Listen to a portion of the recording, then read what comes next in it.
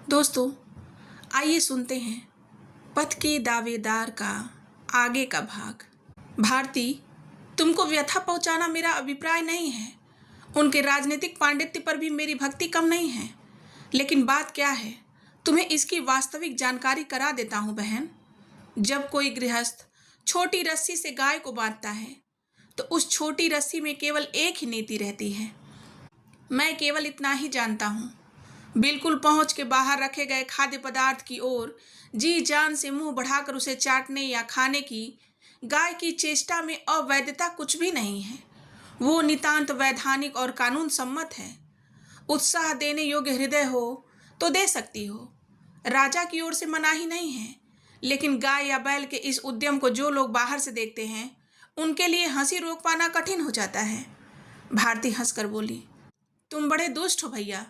लेकिन ये बात समझ में नहीं आती कि जिसके प्राण रात दिन पतले धागे में लटक रहे हो वो दूसरों की बात पर हंसी मजाक कैसे करता है। डॉक्टर ने स्वाभाविक स्वर में कहा, इसका कारण ये है कि इस समस्या पर पहले ही विचार हो चुका है भारती। जिस दिन से मैंने क्रांतिकारी कामों में भाग लिया है अब मुझे कुछ सोचना भी नहीं है, शिकायत भी नहीं है। मैं जानता हूं कि मुझे हाथ में पाकर भी जो राजशक्ति मुझे छोड़ देती है वो तो असमर्थ है या फिर उनके पास फांसी देने के लिए रस्सी नहीं है। भारती बोली, इसलिए तो मैं तुम्हारे साथ रहना चाहती हूँ भैया। मेरे रहते हुए तुम्हारे प्राण ले सके ऐसी शक्ति संसार में कोई भी नहीं है। ये मैं किसी भी तरह नहीं होने दूंगी। कहते कहते उसकी आवाज भारी हो उठी। डॉक्टर को इसका पता चल गया। चुपचाप लंबी सांस लेकर वो बोले, नाव पर अब ज्वार लग रहा है भारती, अब हमें पहुंचने में देर नहीं होगी। भारती बोली, हटाओ, जाने दो, मुझे कुछ भी अच्छा नहीं लग रहा। 2 मिनट के बाद उसने पूछा, इतनी बड़ी राज शक्ति को तुम लोग शारीरिक शक्ति से हिलाकर गिरा सकते हो, इस बात में क्या तुम सचमुच ही विश्वास करते हो भैया? डॉक्टर बोले, करता हूँ और पूरे हृदय से करता हूँ। इतना बड़ा विश्वास न रहता तो मेरा इतना बड़ा व्रत बहुत दिन पहले ही भंग हो गया होता। भारती बोली, लेकिन शायद धीरे धीरे अपने कामों में से तुम मुझे निकालते जा रहे हो, ठीक है ना भैया? डॉक्टर मुस्कुराते हुए बोले, नहीं, ऐसी बात नहीं है भारती, लेकिन विश्वास ही तो शक्ति है। विश्वास न रहने से तो संदेह के कारण तुम्हारा कर्तव्य कदम कदम पर बोझ सा हो उठेगा। संसार में तुम्हारे लिए दूसरे काम है बहन। कल्याणकारी शांतिपूर्ण मार्ग है जिस पर तुम अपने संपूर्ण हृदय से विश्वास करती हो, उसी काम को तुम करो। अगाध स्नेह के कारण ही ये व्यक्ति अपने अत्यंत संकटपूर्ण विप्लव के मार्ग से दूर हटा देना चाहता है। इसका भली भांति अनुभव करके भारती की सजल आंखों से आंसू उमड़ पड़े। छिपाकर अंधेरे में धीरे धीरे आंसू पोंछकर बोली, भैया, मेरी बात सुनकर नाराज मत होना। इतनी बड़ी राज शक्ति, कितनी बड़ी सैन्य शक्ति, कितने उपकरण, युद्ध का कितना विचित्र और भयानक आयोजन, इनके सामने तुम्हारा क्रांतिकारी दल कितना सा है। समुद्र के सामने तुम गौबरेले से भी तो छोटे हो। उसके साथ तुम अपनी शक्ति की परीक्षा किस प्रकार करना चाहते हो? प्राण देना चाहते हो तो जाकर दे दो, लेकिन इससे बड़ा पागलपन मुझे और कोई दिखाई नहीं देता। तुम कहोगे तब क्या देश का उद्धार नहीं होगा? प्राणों के भय से क्या अलग हटकर खड़ा हो जाऊं? लेकिन मैं ये नहीं कह रही हूं। तुम्हारे पास रहकर तुम्हारे चरित्र से मैं ये जान गई हूं कि जननी जन्मभूमि क्या चीज है। उसके चरणों से सर्वस्व अर्पण कर सकने से बढ़कर सार्थकता मनुष्य के लिए और नहीं हो सकती। ये बात भी अगर तुमको देखकर मैं न सीख सकी हूं तो मुझसे बढ़कर किसी अधम नारी ने जन्म ही नहीं लिया, ये मानना पड़ेगा। लेकिन केवल आत्महत्या करके ही कब कौन देश स्वतंत्र हुआ है? तुम्हारी भारती किसी तरह केवल जीवित रहना चाहती है। इतनी बड़ी गलत धारणा मेरे संबंध में कभी मत रखना भैया। डॉक्टर बोले, ऐसी ही बात है। ऐसी ही बात क्या? तुम्हारे संबंध में गलती तो हुई ही है। ये कहकर कुछ देर के लिए डॉक्टर मौन हो गए। फिर बोले, भारती, विप्लव का अर्थ है अत्यंत शीघ्रता से आमूल परिवर्तन। सैन्य बल, विराट युद्ध के उपकरण, ये सब मैं जानता हूँ, लेकिन शक्ति परीक्षा तो हम लोगों का लक्ष्य नहीं है।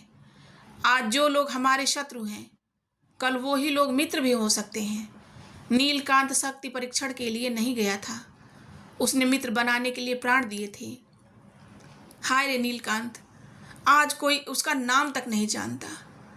अंधकार के बीच भी भारती ने स्पष्ट रूप से समझ लिया कि देश के बाहर देश के काम में जिस लड़के ने लोगों की नजरों से बचकर चुपचाप प्राण दे दिए, उसे याद करके इस निर्विकार अत्यधिक संयत व्यक्ति का गंभीर हृदय पल भर के लिए आलोड़ित हो उठा है।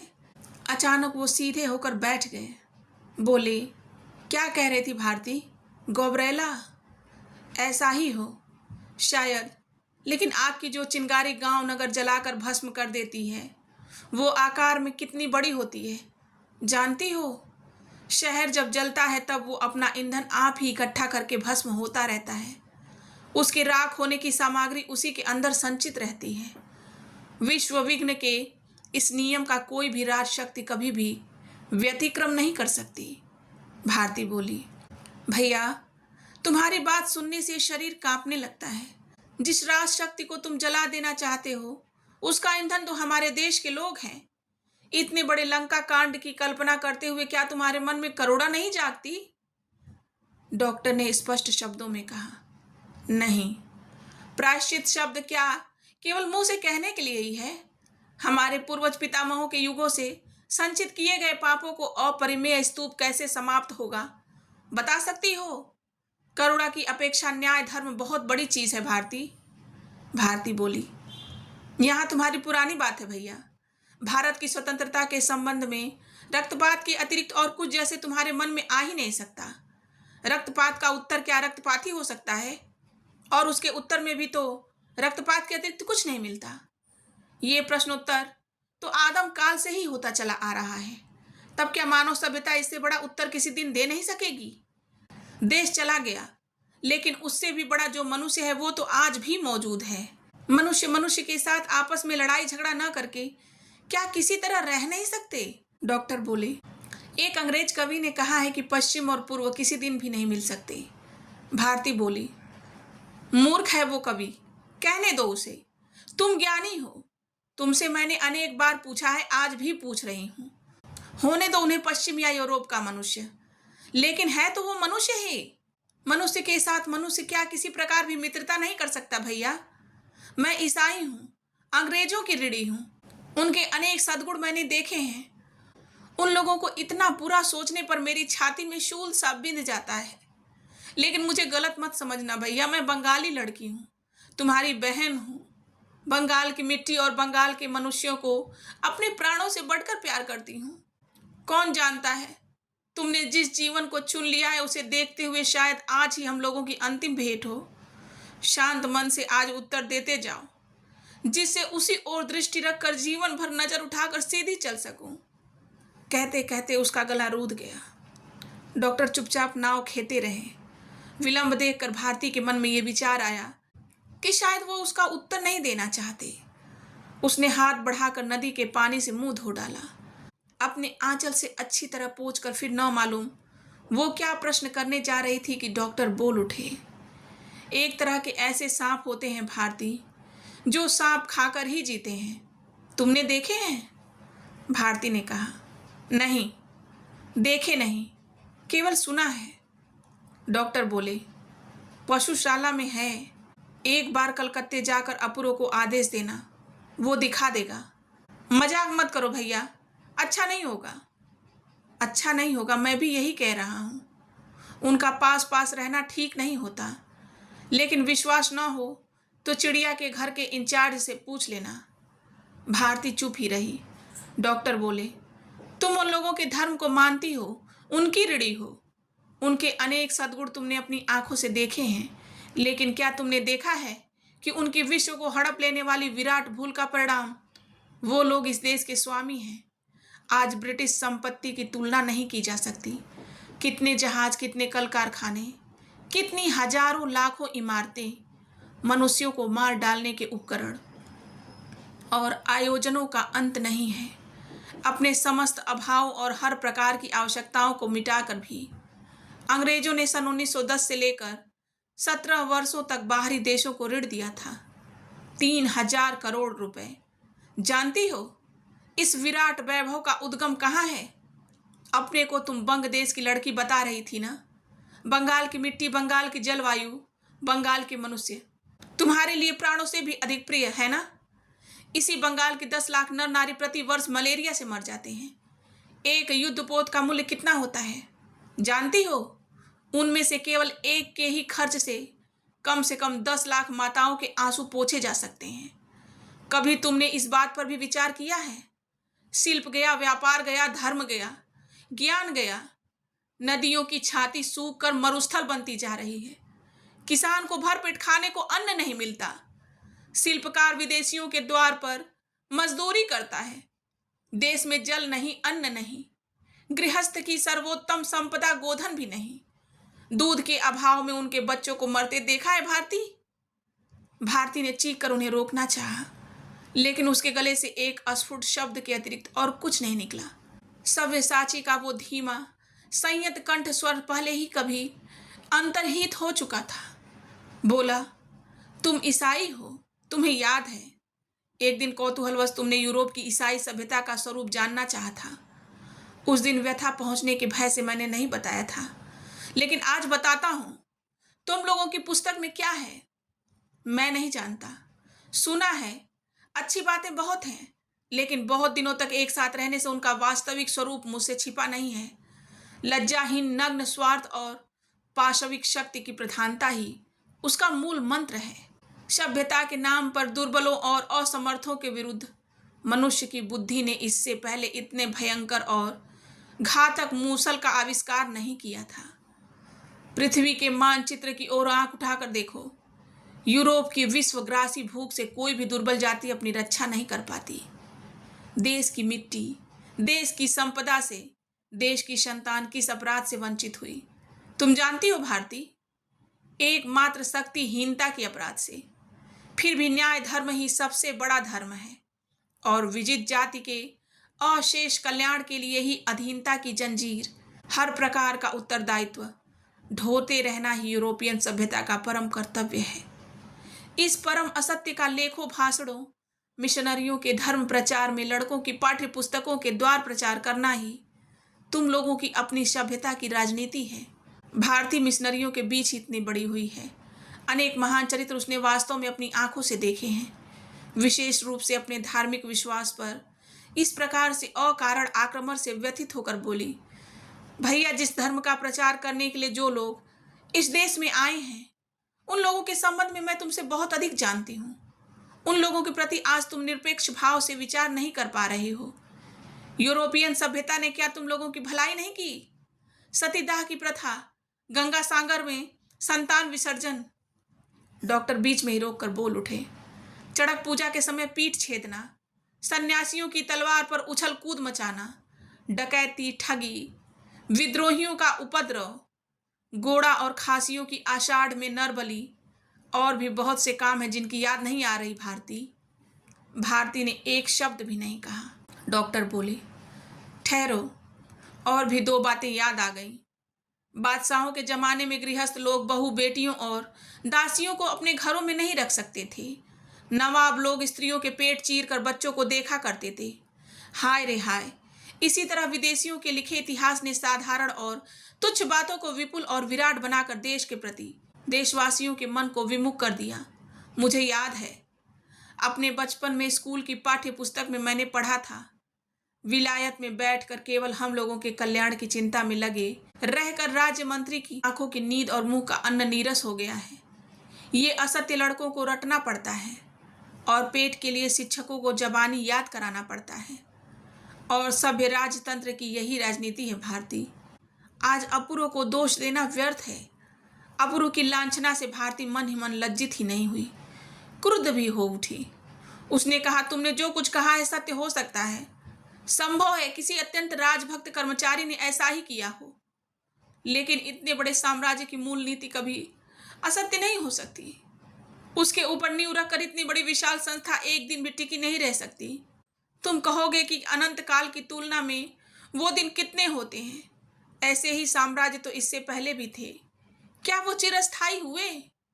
तुम्हारा कहना अगर सत्य भी हो तो ये भी चिरस्थायी नहीं होगा, लेकिन ये श्रृंखलाबद्ध सुनियंत्रित राज्य है।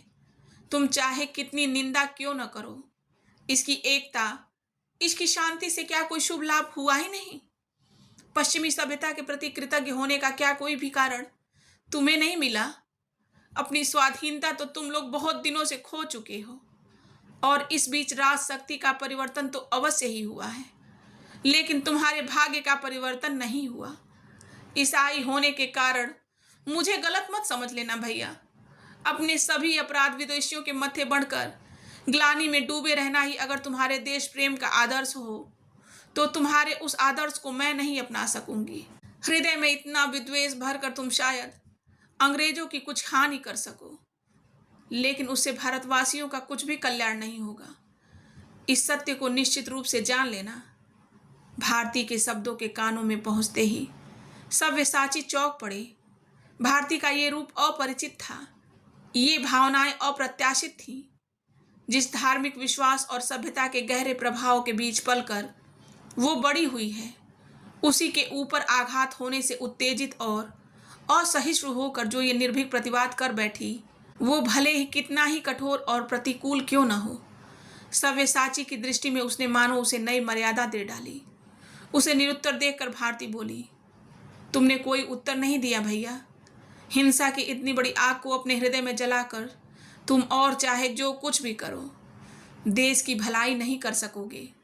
डॉक्टर बोली, तुमसे तो मैंने अनेक बार कहा है कि जो लोग देश की भलाई करने वाले हैं, वे चंदा इकट्ठा करके अनाथ आश्रम, ब्रह्मचर्य आश्रम, वेदांत आश्रम, दरिद्र भंडार आदि तरह तरह के लोग हितकारी कार्य कर रहे हैं।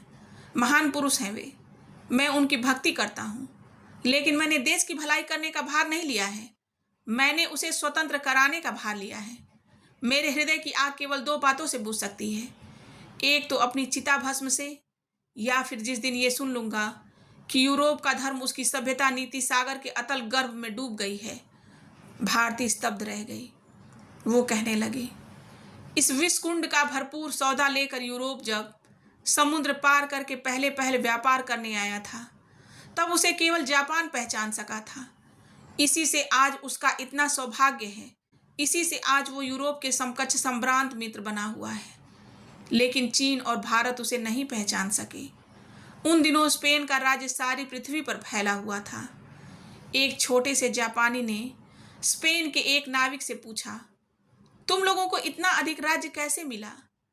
नाविक ने उत्तर दिया, बड़ी आसानी से। हम जिस देश को हड़पना चाहते हैं वहां हम पहले बेचने के लिए माल ले जाते हैं, हाथ पैर जोड़कर उस देश के राजा से मांग लेते हैं थोड़ी सी जमीन, उसके बाद ले आते हैं पादरी। वो लोग जितने लोगों को ईसाई नहीं बना पाते, उससे अधिक उस देश के प्रचलित धर्म को गाली गलौज देते हैं। तब लोग बिगड़कर पागल हो जाते हैं और दो एक को मार डालते हैं। तब हम मंगा लेते हैं अपनी तोप बंदूकें और सेना, और तत्काल ये प्रमाणित कर देते हैं कि हमारे सभ्य देश के मानव संहारकारी यंत्र असभ्य देश की अपेक्षा कितने श्रेष्ठ हैं। ये कहकर उन्हें विदा करके जापान ने अपने देश में कानून जारी कर दिया कि जब तक सूर्य और चंद्रमा उदित रहेंगे, तब तक ईसाई उनके देश में कदम नहीं रखने पाएंगे। रखेंगे तो उन्हें प्राण दंड दिया जाएगा। अपने धर्म और धर्म प्रचारकों के प्रति किए गए इन तीखे आक्षेप से दुखी होकर भारती बोली, ये बात मैं पहले भी सुन चुकी हूँ, लेकिन जिन जापानियों के प्रति तुम भक्ति रखते हो वो कैसे हैं? डॉक्टर बोले, ये झूठ है कि भक्ति रखता हूँ, मैं उनसे घृणा करता हूँ। कोरिया वासियों को बार बार बंधक और अभय देकर भी बिना दोष के झूठे बहाने गढ़कर उनके राजा को कैद करके सन 1910 में जब जापान ने कोरिया राज्य हड़प लिया, मैं संघाई में था। उस दिन के वो सब अमानुषिक अत्याचार भूल जाने के योग्य नहीं हैं।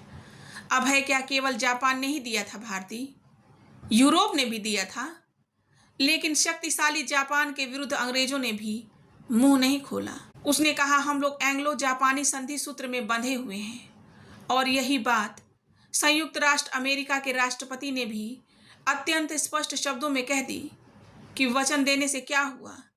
जो असमर्थ और शक्तिहीन राष्ट्र अपनी रक्षा नहीं कर सकता, तो उसका राज्य नहीं जाएगा तो किसका जाएगा? ठीक ही हुआ। अब हम लोग जाएंगे उनका उद्धार करने। असंभव है, पागलपन है। ये कहकर सव्यसाची ने एक पल चुप रहकर कहा, मैं भी कहता हूँ भारती कि ये असंभव है, असंगत है, पागलपन है। दुर्बल का धन शक्तिशाली क्यों नहीं छीन लेगा? इस बात को सब यूरोप की नैतिक बुद्धि सोच भी नहीं सकती। भारती अवाक ही रही। वो कहने लगी, 18वीं शताब्दी के अंतिम भाग में ब्रिटेन का दूत लॉर्ड मैकार्टनी गया चीनी दरबार में व्यापार की थोड़ी सी सुविधा प्राप्त करने के लिए। मंचू नरेश शिनलुंग उन दिनों समस्त चीन के सम्राट थे। वो अत्यंत दयालु थे।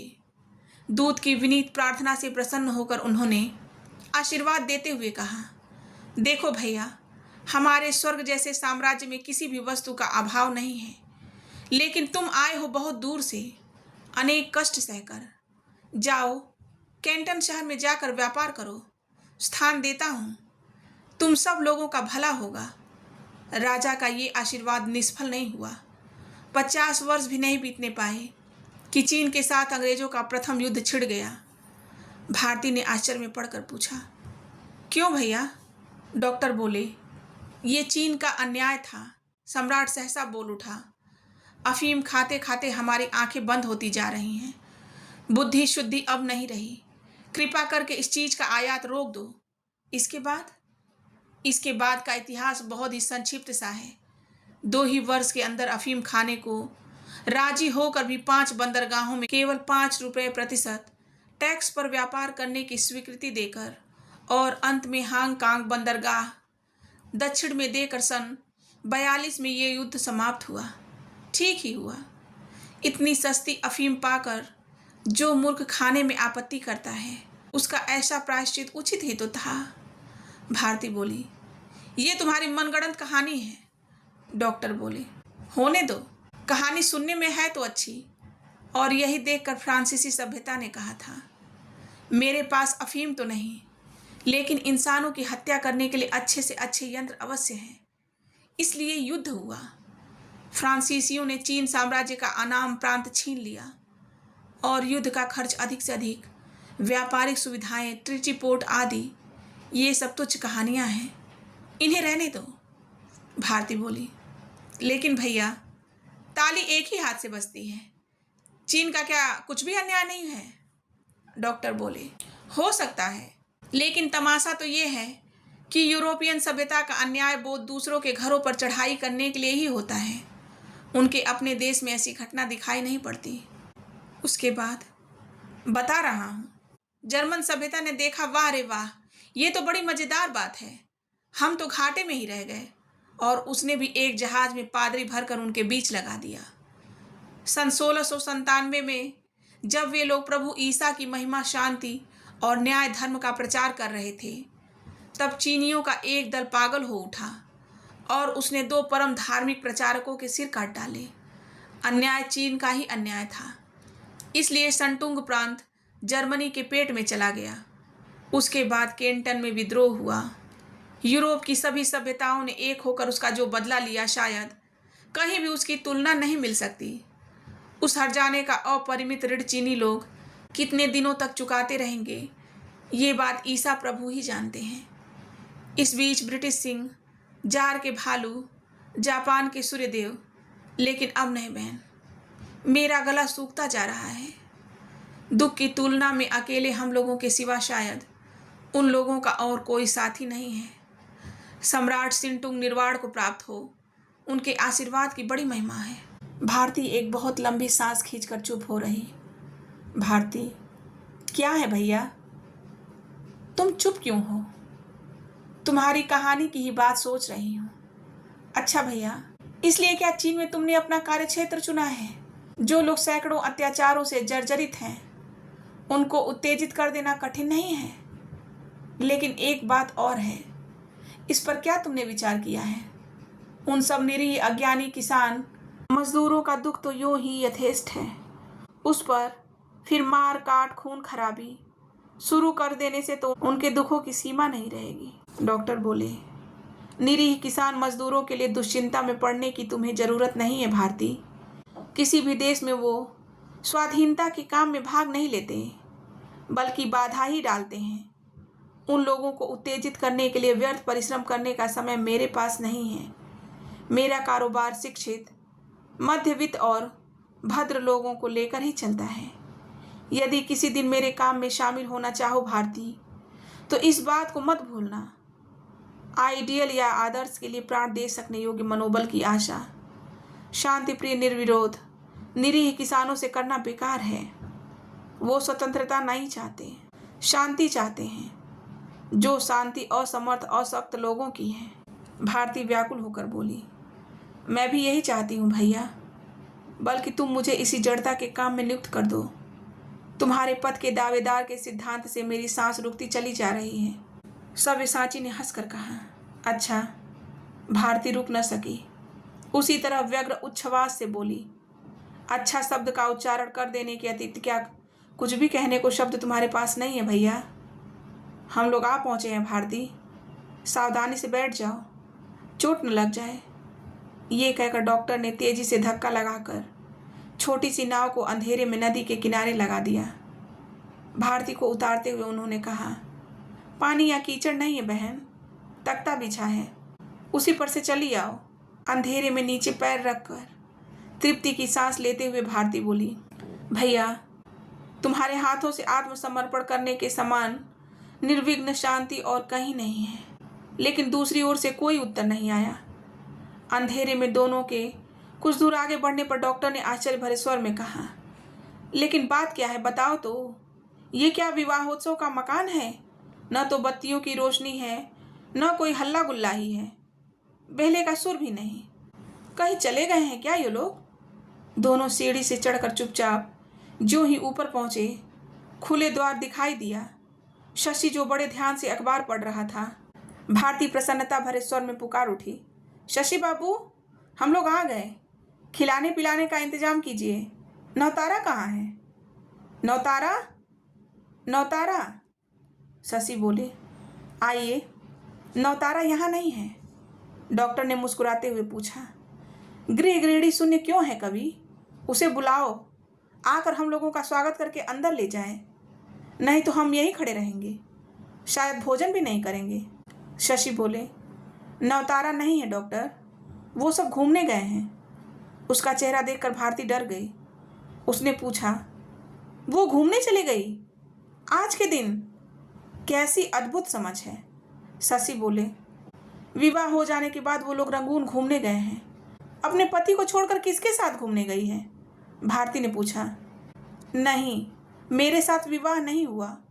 वो जो अहमद नाम का आदमी है, गोरा गोरा सा, देखने में सुंदर, कूट साहब की मिल का टाइम कीपर, आपने उसे देखा नहीं है? आज दोपहर को उसी के साथ नौतारा का विवाह हो गया था। उनका सब कुछ पहले से ही ठीक था, मुझे बताया ही नहीं। वे दोनों आश्चर्य से आंखें फाड़े देखते रह गए।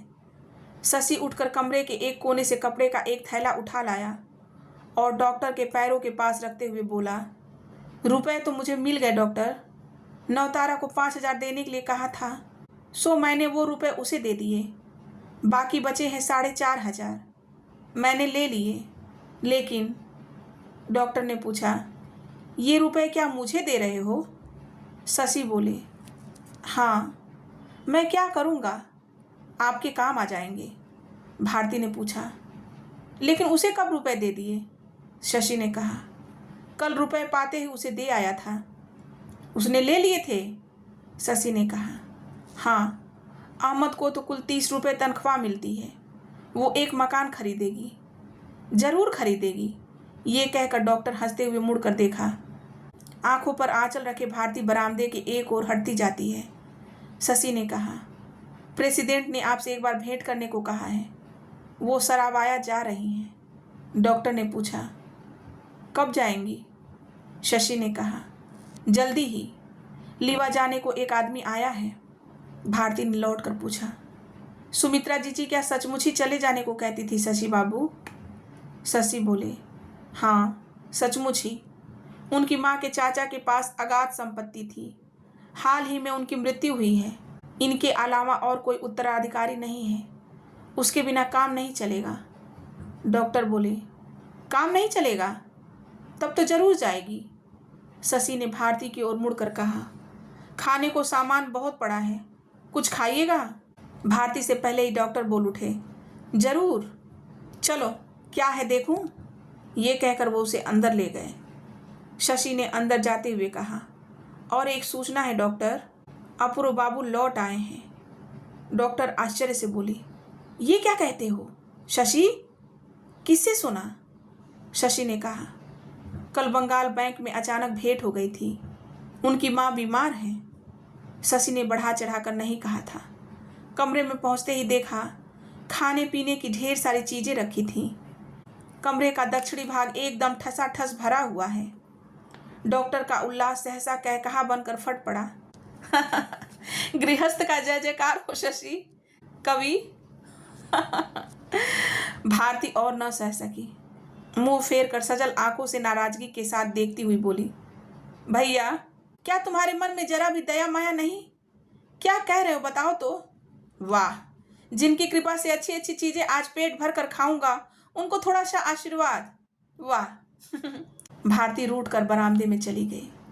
2-3 मिनट बीतने पर शशि जाकर उसे लौटा लाया तो उसने प्लेट में मांस, फल फूल, पुलाव, मिठाई आदि सजाकर डॉक्टर के सामने रख दिए और बनावटी नाराजगी से बोली, लो अब दांत निकाल कर राक्षस की तरह खाओ। हंसी तो बंद हो जाए, नहीं तो मोहल्ले वालों की नींद टूट जाएगी। डॉक्टर ने एक सांस खींचकर कहा, आहा कैसा बढ़िया भोजन है, इसका तो स्वाद गंध तक मैं भूल गया हूँ। ये बात भारती के हृदय में जाकर बिध गई। उसे उस रात का सूखा भात और जली मछली याद आ गई। डॉक्टर ने भोजन शुरू करते हुए कहा, कभी को नहीं दिया भारती? ला रही हूँ, कहकर उसने प्लेट में भोजन सजाकर शशि के सामने रख दिया और डॉक्टर के सामने बैठकर बोली, लेकिन सब खा लेना पड़ेगा भैया, फेंक नहीं सकते। लेकिन तुम नहीं खाओगी? मैं, कोई भी स्त्री ये सब खा सकती है, तुम ही बताओ। भोजन तो ऐसा पकाया है मानो अमृत, इससे अच्छा अमृत बनाकर तो मैं रोजाना खिला सकती हूँ भैया। डॉक्टर ने अपना बायां हाथ माथे से लगाकर कहा, क्या करोगी बहन, भाग्य की बात है। जिसको खिलाना चाहिए वो ये सब खाता ही नहीं है। जो खाएगा उसे 1 दिन से अधिक 2 दिन खिलाने की चेष्टा करने से ही तुम्हारा सुयश पूरे देश में फैल जाएगा। इस बार भारती हंस पड़ी, लेकिन तुरंत स्वयं को संभाल कर लज्जित होकर बोली, तुम्हारी दुष्टता की ज्वाला से हंसी रोकी नहीं जा सकती, लेकिन ये तो तुम्हारा भारी अन्याय है। पेट भरकर खा पी चुकने के बाद रुपयों की थैली भी लेकर चले जाओगे क्या? डॉक्टर मुंह कौर निगलते हुए बोले, जरूर जरूर, आधे रुपए तो चले गए नौतारा के मकान बनाने के खाते में। शेष क्या अहमद अब्दुल्ला साहब की गाड़ी खरीदने के लिए छोड़ जाऊं? तमाशे को सर्वांग सुंदर बनाने के लिए तुमने कोई बुरी राय नहीं दी भारती। भारती बोली, भैया तुमको हंसी मजाक करते हुए मैंने पहले भी देखा है, लेकिन इस तरह पागलों की तरह हंसते हुए तो मैंने कभी नहीं देखा। डॉक्टर उत्तर देने जा रहे थे, लेकिन भारती के चेहरे को देखकर कुछ भी न कह सके। भारती ने कहा, स्त्री पुरुष का प्रेम क्या तुम्हारी तरह सभी के लिए उपहास की वस्तु है भैया, या ताश के छक्के पंजे की हार की तरह? इसको भी हार जीत में कह लगाने के अलावा और कुछ करने के लिए शेष नहीं रह गया है। स्वतंत्रता, परतंत्रता के अतिरिक्त मनुष्यों को व्यथित करने वाली कोई और भी चीज इस संसार में मौजूद है? इस बात को क्या तुम कभी सोचोगे भी नहीं? शशि बाबू की ओर देखो, एक ही पहर में इनकी कैसी हालत हो गई है। अपूर्व बाबू जिस दिन गए थे उस दिन भी तुम शायद इसी तरह हंस पड़े थे। नहीं नहीं, वो तो हुआ। भारती बीच में ही रोक कर बोली, नहीं नहीं, ये कैसे कहते हो भैया? शशि बाबू तुम्हारे स्नेह के पात्र हैं। तुम ये सोचकर खुश हो उठे कि उनको भोला भाला पाकर नौतारा बहुत दुख देती। भविष्य में उस दुख में पड़ने से वो बच गए, लेकिन क्या भविष्य ही सब कुछ है मनुष्य के लिए? आज का यह एक ही दिन जो व्यथा के भार से उसके सारे भविष्य को लांघ गया, ये बात तुम किस तरह जानोगे? तुमने तो कभी किसी को प्यार किया ही नहीं। शशि ने किसी प्रकार कहना चाहा कि ये दोष मेरा ही है, मेरी ही भूल है, सांसारिक बुद्धि न रहने से ही। भारती व्यग्र स्वर में बोली, लज्जा करने की कौन सी बात है शशि बाबू? ये भूल क्या संसार में अकेले आपने ही की है? आपसे 100 गुनी भूल क्या मैंने नहीं की? और उससे भी 1000 गुनी भूल करके जो अभागिन चुपचाप चिरकाल के लिए इस देश को छोड़ने के लिए तैयार हुई है, उसे क्या डॉक्टर नहीं पहचानते? डॉक्टर ने आश्चर्य से उसकी ओर देखा, लेकिन भारती ने उसकी परवाह नहीं की। कहने लगी, सांसारिक बुद्धि आप में कम है, मुझ में कम नहीं थी। सुमित्रा जीजी की बुद्धि की तो तुलना नहीं की जा सकती, फिर भी वो किसी के काम न आ सकी, वो पराजित हो गई। तुम्हारी बुद्धि के सामने जो चिरकाल से अजेय है, जिसके मार्ग को कभी बाधा नहीं मिली, वो जो तुम्हारे पाषाण द्वार पर पछाड़ खाकर चूर चूर हो गया, अंदर जाने का जरा सा मार्ग उसे नहीं मिला। डॉक्टर ने इस अभियोग का उत्तर नहीं दिया, केवल उसके चेहरे की ओर देखकर जरा सा हंस पड़े। भारती ने कहा, शशि बाबू, मैंने आपके प्रति बड़ा अपराध किया है, उसके लिए क्षमा चाहती हूँ। शशि समझ न सका, लेकिन कुंठित हो उठा। भारती पल भर चुप रहकर कहने लगी, एक दिन भैया से मैंने आपके बारे में कहा था, कोई भी स्त्री आपको कभी प्यार नहीं कर सकती। उस दिन मैंने आपको पहचाना नहीं था। आज ऐसा लग रहा है कि जिसने अपूर्व बाबू को प्यार किया था, वो अगर आपको पा जाती तो धन्य हो जाती। सभी आपकी उपेक्षा करते आए हैं, केवल एक व्यक्ति ने नहीं की, और वो है यही डॉक्टर। मनुष्य को पहचानने में इनसे गलती नहीं होती। इसलिए उस दिन दुखी होकर इन्होंने मुझसे कहा था, काश शशि किसी दूसरी स्त्री को प्यार करता। लेकिन तुम मुझसे ये कभी नहीं कह सके कि भारती, इतनी बड़ी गलती तुम मत करो। पुरुष के दो आदर्श तुम दोनों मेरे सामने बैठे हो। आज मेरी अरुचि की कोई सीमा ही नहीं। डॉक्टर ने पूछा, अपूर्व ने क्या कहा शशि? भारती ने उत्तर दिया, माँ बीमार है, इलाज कराना जरूरी है, लेकिन रुपए पास नहीं है। लौट कर छिपे ढंग से गुलामी करने पर कोई जान नहीं सकेगा। डर है तलवलकर का और ब्रजेंद्र का, लेकिन उसके काका हैं पुलिस कर्मचारी, इसलिए कोई व्यवस्था अवश्य ही हो गई होगी। भैया, मुझे और तुम्हें भी शायद छुटकारा नहीं मिलेगा। क्षुद्र लोभी संकीर्ण हृदय डरपोक, छी। डॉक्टर मुस्कुरा कर बोले, सच्चा प्यार करने पर इस तरह बदनाम नहीं किया जा सकता। कवि, अब तुम्हारी बारी है। सरस्वती का स्मरण करके अब तुम भी नवतारा के गुणों का कीर्तन करना आरंभ कर दो। भैया, तुमने मेरा तिरस्कार किया? शायद ऐसी ही बात हो। अभिमान, व्यथा और क्रोध से भारती का चेहरा लाल हो उठा। बोली, तुम कभी मुझे ऐसी कटुक्ति न सुना सकोगे। तुमने क्या ये सोचा है कि सभी शशि बाबू की तरह मुंह बंद करके सह सकते हैं? तुम क्या जानते हो कि मनुष्य की क्या दशा हो जाती है? उत्तेजित वेदना से उसका गला रुध गया। बोली, वो लौट आए हैं, अब तुम मुझे यहाँ से किसी दूसरी जगह ले चलो भैया। मैं भी किस अभागे के चरणों में अपना सर्वस्व विसर्जित करके बैठी हूँ। कहते कहते वो फर्श पर माथा रखकर बच्चे की तरह रोने लगी। डॉक्टर मुस्कुराते हुए चुपचाप भोजन करने लगे। उनका निर्विकार भाव देखकर ये पता न चल सका कि इन सब प्रणय उच्छ्वासों ने इनको लेश मात्र भी विचलित किया है। 5-7 मिनट के बाद भारती उठकर पास वाले कमरे में चली गई और आंख मुंह अच्छी तरह धो पोंछ कर यथास्थान आकर बैठ गई। उसने पूछा, भैया, तुम लोगों को कुछ और दूं? डॉक्टर ने जेब से रुमाल निकाल कर कहा, ब्राह्मण का लड़का हूँ, कुछ छन्ना बांध दो जिससे 2 दिन निश्चिंत रह सकूं। मैला रुमाल लौटाकर भारती ने एक धुला हुआ तौलिया निकाला और खाने की तरह तरह की चीज़ों की एक पोटली बांध कर डॉक्टर के सामने रखते हुए कहा, ये है ब्राह्मण के लड़के का छन्ना और रुपयों की थैली। डॉक्टर ने हंसते हुए कहा, ये हुई ब्राह्मण की भोजन दक्षिणा। भारती बोली, अर्थात तुच्छ विवाह उत्सव के सिवा सभी असली आवश्यक कार्य निर्विघ्न समाप्त हो गए। हंसी रोक कर डॉक्टर बोले, ये मेरे लिए भगवान का कैसा अभिशाप है भारती, कि ज्यों ही हंसी आने लगती है मेरे मुंह से ठहाकों के सिवा और कुछ नहीं निकलता।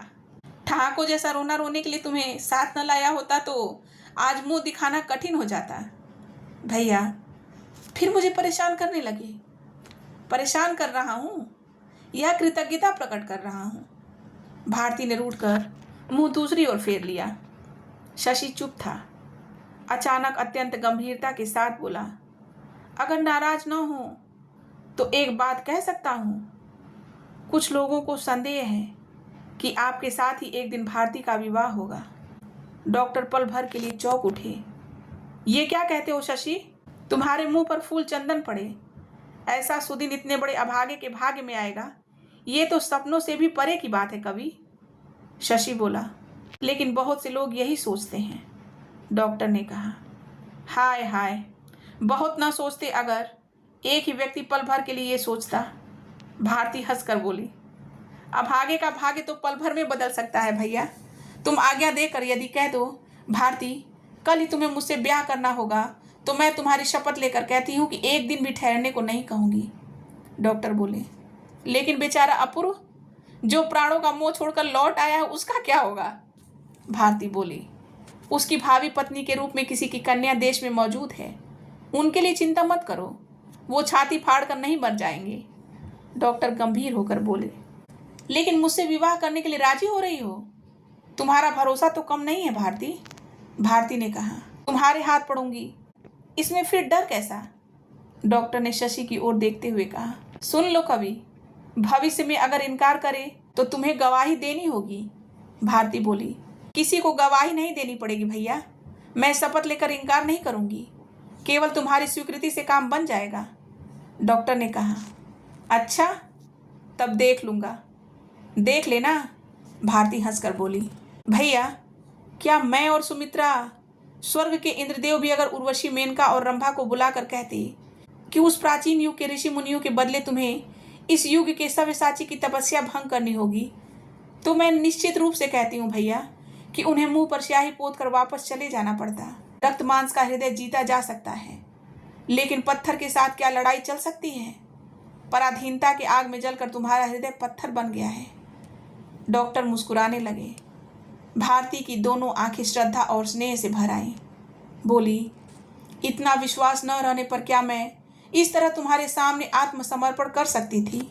मैं नवतारा नहीं हूँ। मैं जानती हूँ कि मुझसे बड़ी भारी गलती हो गई है, लेकिन इस जीवन में उसके सुधार का कोई दूसरा मार्ग भी नहीं है।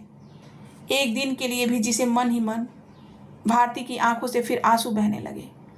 झटपट हाथ से उन्हें पोंछकर हंसने की चेष्टा करती हुई बोली, भैया क्या लौटने का समय अभी नहीं हुआ? भाटा आने में अभी कितनी देर है? डॉक्टर ने दीवार घड़ी की ओर देखकर कहा, अभी देर है बहन। फिर दायां हाथ भारती के सिर पर रखते हुए कहा, आश्चर्य है, इतनी दुर्दशा में भी बंगाल का ये अमूल्य रत्न अब तक नष्ट नहीं हुआ। जाने दो नवतारों को, भारती तो हम लोगों की है। शशि, सारी पृथ्वी पर इसकी जोड़ी नहीं मिलेगी। हजारों सव्यसाचियों में भी शक्ति नहीं है कि एक तुच्छ अपूर्व को ओट करके खड़े हो जाए। अच्छी बात है शशि, तुम्हारी शराब की बोतल कहाँ है? शशि लज्जित होकर बोला, खरीदी नहीं है, मैं अब नहीं पीऊँगा। भारती बोली, तुम्हें याद नहीं, नवतारा ने प्रतिज्ञा कराई थी? शशि ने उसकी बात का समर्थन करते हुए कहा, सचमुच ही नवतारा के सामने प्रतिज्ञा कर ली थी कि अब मैं शराब नहीं पीऊँगा। उस प्रतिज्ञा को अब नहीं तोड़ूंगा डॉक्टर। डॉक्टर हंसकर बोले, शराब गई, नवतारा गई, सर्वस्व बेचकर जो रुपए मिले थे वो भी चले गए। एक साथ इतना कैसे सहा जाएगा? शशि का चेहरा देखकर भारती को दुख हुआ। बोली, मजाक करना सहज है भैया, सोच कर तो देखो। डॉक्टर बोले, सोच विचार करके ही कह रहा हूँ भारती। इन रुपयों पर शशि की कितनी आशा आकांक्षाएं थीं, ये बात मुझसे अधिक कोई नहीं जानता। उसके परिचितों में ऐसा भी कोई नहीं है जिसने ये बात न सुनी हो।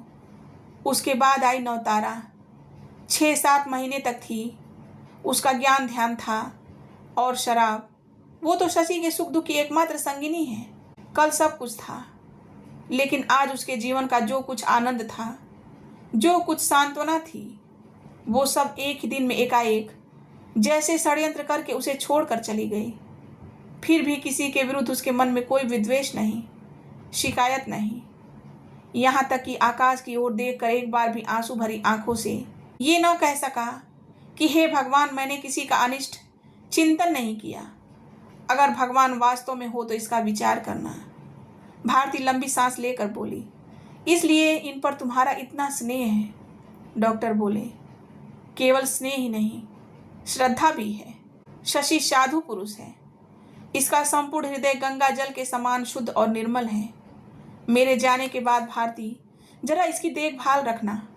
ये स्वयं दुख भोगेगा लेकिन किसी दूसरे को दुख नहीं देगा। शशि का चेहरा लज्जा और संकोच से लाल हो उठा। इसके बाद कुछ देर तक शायद बात के अभाव से ही तीनों चुप बैठे रहे। डॉक्टर ने पूछा, अब तुम क्या करोगे कवि? तुम्हारे पास तो केवल बेहला ही बचा है, पहले की तरह। फिर देश देश में बजाते फिरोगे? शशि ने हंसते हुए कहा, अपने काम में आप मुझे भर्ती कर लीजिए। मैं सचमुच अब शराब नहीं पीऊंगा। उसकी बात और कहने का अंदाज देखकर भारती हंस पड़ी। डॉक्टर भी हंसने लगे। फिर स्नेह से भीगे स्वर में बोले, नहीं कवि, इसमें तुम्हें भर्ती होने की आवश्यकता नहीं है। तुम मेरी इस बहन के पास रहो, इसी से मेरा बहुत काम हो जाएगा।